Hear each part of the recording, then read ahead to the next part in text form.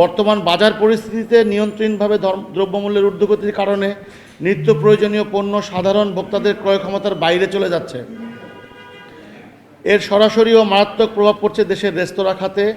ক্রমবর্ধমান খরচ, কমে যাওয়া ক্রেতা উপস্থিতি এবং সামগ্রিক অর্থনৈতিক অনিশ্চয়তার কারণে রেস্তোরাঁ সেক্টর আজ এক গভীর সংকটের সময় অতিক্রম করছে। সে রেস্তোরাঁ খাতকে বাঁচিয়ে রাখতে বর্তমান নির্বাচিত সরকারের নিকট আমাদের দাবিসমূহ: রেস্তোরাঁ ব্যবসা পরিচালনায় ওয়ান স্টপ সার্ভিসের দ্রুত বাস্তবায়ন, আগামী অর্থ বছরে বাজেট, ভ্যাট ও ট্যাক্সের হার সহনীয় মাত্রায় রেখে এর পরিধি বাড়ানো, এলপিজি সংকটের দ্রুত সমাধান এবং লাইনের গ্যাস নতুন সংযোগ পুনরায় চালু করা, বিভিন্ন দপ্তরে অভিযানের নামে রেস্তোরাঁ মালিকদের হয়রানি বন্ধ সহ অভিযান পরিচালনায় ব্যবসায়ী প্রতিনিধি অন্তর্ভুক্তি করা, রেস্তোরাঁ সেক্টরে রাজুক, কলকারখানা, ফায়ার ও পরিবেশ সহ সকল অধিদপ্তরের হয়রানি বন্ধ করতে হবে।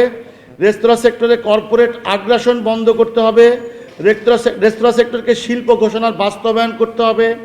ঢাকা ও উত্তর দক্ষিণ সিটি কর্পোরেশনের ট্রেড লাইসেন্স নবায়ন ও ইস্যু পুনরায় চালু করতে হবে।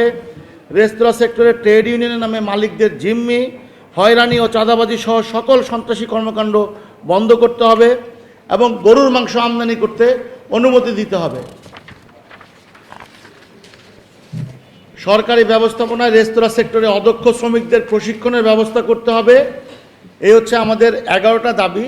এর মধ্যে আমরা বহু বছর যাবৎ একই কথা বলে আসছি, কিন্তু কোনো সরকারই আমাদের কোনো কথা কর্ণপাত করেনি। তিতাস গ্যাস থেকে লাইন পেতে পারি এবং তিতাস গ্যাসে শুধু বাতাস না দিয়ে আমরা যেন গ্যাস পেতে পারি।